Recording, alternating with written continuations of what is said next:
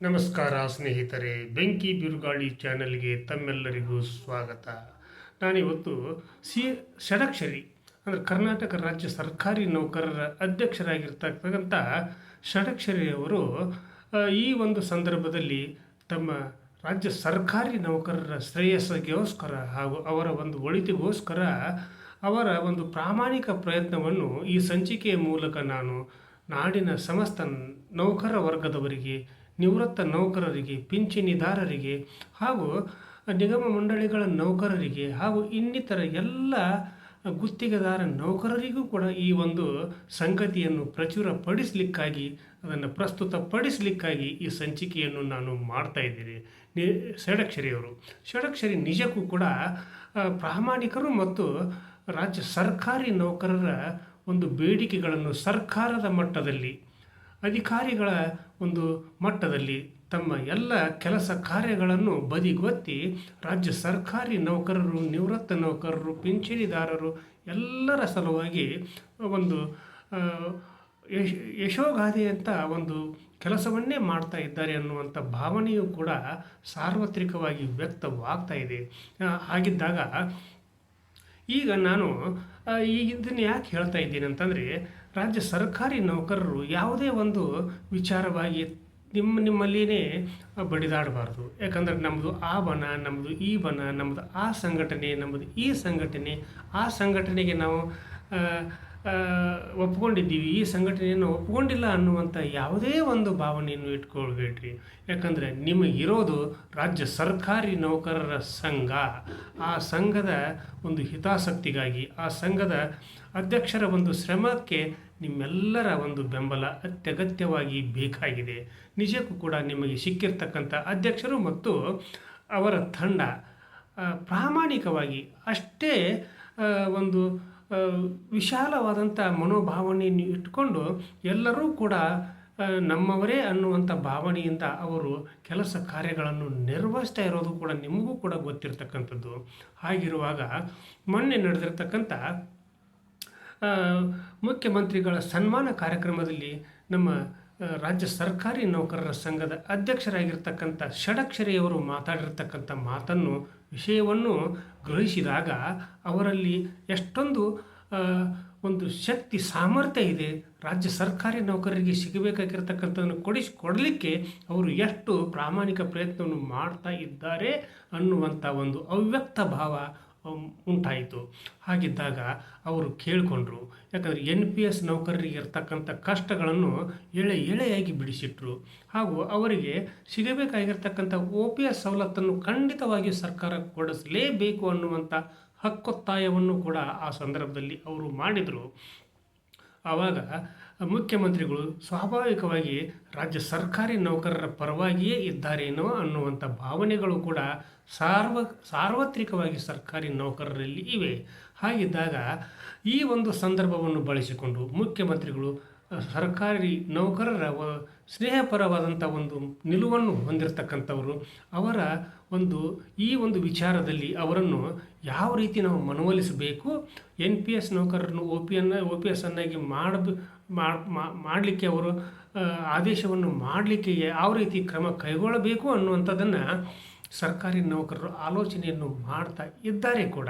ಹಾಗಿದ್ದಾಗ ನಿಮ್ಮ ಒಂದು ಬೇಡಿಕೆ ಸಮರ್ಥವಾದಂಥ ಹಾಗೂ ಶ್ರೇಷ್ಠವಾದಂಥ ಬೇಡಿಕೆ, ನಿಮಗೆ, ನಿಮ್ಮ ಕುಟುಂಬಕ್ಕೆ, ನಿಮ್ಮ ಪರಿವಾರಕ್ಕೆ ಭದ್ರತೆಯನ್ನು ಒದಗಿಸಿಕೊಡುವಂಥ ಬೇಡಿಕೆ OPS. ಅದನ್ನು ಅದು ನಿಮ್ಮ ಹಕ್ಕು. ಅದನ್ನು ಪಡೆದುಕೊಳ್ಬೇಕಾಗಿರತಕ್ಕಂಥದ್ದು 2,93,000 ನೌಕರರ ಒಂದು ಹಕ್ಕು ಅನ್ನೋದು ಕೂಡ ಮಾನ್ಯ ಮುಖ್ಯಮಂತ್ರಿಗಳು ಕೂಡ ಅರಿವಾಗಿದೆ, DCM ಅವರಿಗೂ ಕೂಡ ಅರಿವಾಗಿದೆ. ಇದು ಸರ್ಕಾರಕ್ಕೆ ಕೂಡ ಅರಿವಾಗಿದೆ ಅನ್ನುವಂಥ ಭಾವನೆಯೂ ಕೂಡ ನಿಮಗೆ ಬರಬಹುದು. ಆಗಸ್ಟ್ 15ರಂದು ಘೋಷಣೆ ಆಗಬಹುದು, ಅಥವಾ ಈಗ ಆಗಲಿಲ್ಲ ಅಂತಂದರೆ ಮುಂದಿನ ಬಜೆಟ್ನಲ್ಲಿ ಖಂಡಿತವಾಗಿಯೂ ಕೂಡ NPS ನೌಕರರು OPS ನೌಕರರಾಗಿ ಹೊರಹೊಮ್ಮುತ್ತಾರೆ ಅನ್ನುವಂಥ ಆಶಾಭಾವನೆಯೂ ಕೂಡ ಬೆಂಕಿ ಬಿರುಗಾಳಿ ಚಾನಲ್ದಾಗಿದೆ. ಹಾಗಿದ್ದಾಗ ಗ್ಯಾರಂಟಿಗಳ ಬಗ್ಗೆ ನಮ್ಮ ಮಾನ್ಯ ಅಧ್ಯಕ್ಷರಾಗಿರ್ತಕ್ಕಂಥ ಷಡಕ್ಷರಿಯವರು, ನಾವು ಸ್ಯಾಲ್ರಿ ತೆಗೆದುಕೊಳ್ಳೋರು, ಸಂಬಳವನ್ನು ತೆಗೆದುಕೊಳ್ಳೋರು, ನಮಗೆ ವರ್ಷಕ್ಕೆ ಒಳ್ಳೆಯ ಆದರೆ 50,000 ರೂಪಾಯಿ ಖರ್ಚಾಗ್ಬೋದು. ಬಸ್ ಚಾರ್ಜ್ ಆಗಬಹುದು, ಹಾಗೂ ವಿದ್ಯುತ್ ಚಾರ್ಜ್ ಆಗ್ಬೋದು, ಇನ್ನಿತರ ಯಾವುದೇ ಚಾರ್ಜ್ ಆದರೂ 50,000 ಆಗ್ಬೋದು. ಆದರೆ ಗ್ಯಾರಂಟಿ ಯೋಜನೆಗಳಿಗೆ ರಾಜ್ಯ ಸರ್ಕಾರ ಖರ್ಚು ಮಾಡ್ತಾ ಇರತಕ್ಕಂಥ 60,000 ಕೋಟಿ ರೂಪಾಯಿಗಳು ಬಡವರಿಗೆ ತಲುಪಲಿ, ದೀನ ದಲಿತರಿಗೆ ತಲುಪಲಿ, ಶ್ರಮಿಕರಿಗೆ ತಲುಪಲಿ, ರೈತರಿಗೆ ತಲುಪಲಿ, ಬಡವರಿಗೆ ತಲುಪಲಿ ಅನ್ನುವಂಥ ಒಂದು ವಿಶಾಲ ಭಾವನೆಯನ್ನು ಕೂಡ ತಮ್ಮ ಮಾತುಗಳಲ್ಲಿ ಸರ್ಕಾರಕ್ಕೆ ತಿಳಿಸಿದರು.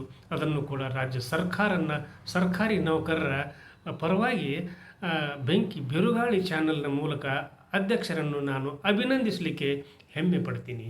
ಹಾಗಿದ್ದಾಗ ಯಾವುದೇ ವಿಷಯವಾಗಿ ಪಿಂಚಣಿಯ ಬಗ್ಗೆಯೂ ಕೂಡ ಅವರು ಮಾತಾಡಿದರು. ಪಿಂಚಣಿಯಲ್ಲಿ ಹಲವಾರು ಲೋಪದೋಷಗಳಿವೆ, ಹಾಗೂ ಕೇಂದ್ರ ಸರ್ಕಾರದ ನೌಕರರಿಗೆ ಸಿಗ್ತಿರ್ತಕ್ಕಂಥ ಸಂಬಳ ಮತ್ತು ಪಿಂಚಣಿಯೂ ಕೂಡ ರಾಜ್ಯ ಸರ್ಕಾರಿ ನೌಕರರಿಗೂ ಕೂಡ ಸಿಗುವಂತಾಗಲಿ, ಅದನ್ನು ಕೂಡ ನೀವು ಈ ಒಂದು ನಿಮ್ಮ ಸರ್ಕಾರ ಇರುವುದರೊಳಗಾಗಿ ನಮಗೆ ಮಾಡಿಕೊಡ್ರಿ ಅನ್ನುವಂಥ ಒಂದು ಬೇಡಿಕೆಯನ್ನು ಕೂಡ ಇಟ್ಟರು. ಅದು ಕೂಡ ಸಮಂಜಸವಾದಂಥ ಬೇಡಿಕೆ, ಅದರಲ್ಲಿ ಏನು ಎರಡು ಮಾತೇ ಇಲ್ಲ. ಹಾಗಾದಾಗ NPS ನೌಕರರು ಒಂದು ವೇಳೆ NPS ಆಗೇನೇ ಅವರು ನಿವೃತ್ತಿ ಹೊಂದಿದರೆ ಎಷ್ಟು ಸಂಬಳ ಪೆನ್ಷನ್ ಬರ್ಬೋದು ಅನ್ನುವಂಥದ್ದನ್ನು ಕೂಡ ಅವ್ರು ಹೇಳಿದರು. 2,000, 3,000, 5,000, 1,000 ಅಷ್ಟು ರೂಪಾಯಿ ಬರ್ತೈತಿ ಅಂತ ಅವರು ಹೇಳಿದರು. ಹಾಗಾದಾಗ NPS ನೌಕರರು ಬದುಕುವುದಾದರೂ ಹೇಗೆ? ಅವರಿಗೂ ಕೂಡ ಹೆಂಡತಿ ಮಕ್ಕಳಿರ್ತಾರೆ, ಗಂಡ ಇರ್ತಾರೆ, ತಂದೆ ತಾಯಿಗಳಿರ್ತಾರೆ, ಅತ್ತೆ ಮಾವಂದಿರ್ತಾರೆ, ತಮ್ಮದೇ ಆದಂಥ ಒಂದು ಪರಿವಾರ ಇರ್ತೈತಿ. ಅವರಿಗೆ ಅಷ್ಟು ಕಡಿಮೆ ಪೆನ್ಷನ್ನಲ್ಲಿ ಬದುಕಲಿಕ್ಕೆ ಸಾಧ್ಯವೇ ಅನ್ನುವಂಥ ಪ್ರಶ್ನೆಗಳು ಹಾಕಿಕೊಂಡಾಗ ಇವತ್ತಿನ ಒಂದು ಬೆಲೆಯು ಗಗನಕ್ಕೇರಿರ್ತಕ್ಕಂಥ ಸಮಯದಲ್ಲಿ ಅದು ಅಸಾಧ್ಯ ಅನ್ನುವಂಥದ್ದನ್ನು ಪ್ರತಿಯೊಬ್ಬರೂ ಕೂಡ ಅರ್ಥ ಮಾಡಿಕೊಂಡಿದ್ದಾರೆ ಅನ್ನುವಂಥ ಭಾವನೆಯನ್ನು ಕೂಡ ಮಾನ್ಯ ಅಧ್ಯಕ್ಷರು, ಮುಖ್ಯಮಂತ್ರಿಗಳ ಹಾಗೂ ಸರ್ಕಾರದ ಗಮನವನ್ನು ಕೂಡ ಸೆಳೆದಿದ್ದಾರೆ. ಆಮೇಲೆ ಇನ್ನೊಂದು ವಿಷಯ ಏನಂತಂದರೆ, ಮೊನ್ನೆ ನಾನು ಒಂದು ವಿಡಿಯೋ ಮಾಡಿದ್ನಿ, ಅದು ಗ್ರಾಮ ಪಂಚಾಯಿತಿಯ ನಿವೃತ್ತ ನೌಕರರ ಒಂದು ವಿಷಯವಾಗಿ. ಆ ಒಂದು ಸಂದರ್ಭದಲ್ಲಿ ನನಗೆ ರಾಜ್ಯದಾದ್ಯಂತ, ಪ್ರತಿಯೊಂದು ಜಿಲ್ಲೆಯಾದ್ಯಂತ ನನಗೆ ಕರೆಗಳು ಬಂದವು. ನಮಗೆ 500 ಪೆನ್ಷನ್ ಬರ್ತೈತಿ, 600 ಪೆನ್ಷನ್ ಬರ್ತೈತಿ, 200 ಪೆನ್ಷನ್ ಬರ್ತೈತಿ ಅನ್ನುವಂಥ ಮಾತುಗಳನ್ನು ಕೇಳಿದಾಗ ಅವು ಹಾರಿ ಹೋದೆ ನಾನು. ಹಾಗಿದ್ದಾಗ ಅವರ ಬದುಕಿಗೆ ಯಾರು ಬೆಳಕು ಚೆಲ್ಲಬೇಕು?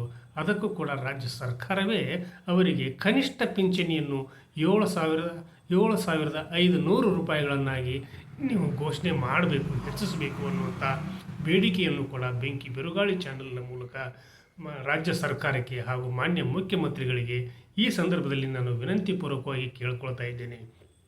ಹಾಗಿದ್ದಾಗ ರಾಜ್ಯ ಸರ್ಕಾರಿ ನೌಕರರು ಯಾವತ್ತೂ ಕೂಡ ಶ್ರಮಜೀವಿಗಳು. ಅವರಿಗೆ ಇರತಕ್ಕಂಥ ಬದ್ಧತೆ ನಿಜಕ್ಕೂ ಕೂಡ ಶ್ಲಾಘನೀಯ ಅನ್ನುವಂಥದ್ದು. ಯಾಕಂದರೆ ಕಡಿಮೆ ಸಂಬಳ ತೆಗೆದುಕೊಳ್ಳುವಂಥ ನೌಕರರು ಹಾಗೂ ಅಧಿಕಾರಿಗಳು, ಅಂದರೆ NPSನಲ್ಲಿ ಬರ್ತಿರ್ತಕ್ಕಂಥವರು, ಅವರು ಭ್ರಷ್ಟಾಚಾರಕ್ಕೆ ಮೊರೆ ಹೋಗಬಹುದೇನೋ ಅನ್ನುವಂಥ ಒಂದು ಆತಂಕವನ್ನು ಕೂಡ ಮಾನ್ಯ ಷಡಕ್ಷರಿರವರು ಸರ್ಕಾರದ ಗಮನವನ್ನು ಸೆಳೆದಿದ್ದಾರೆ.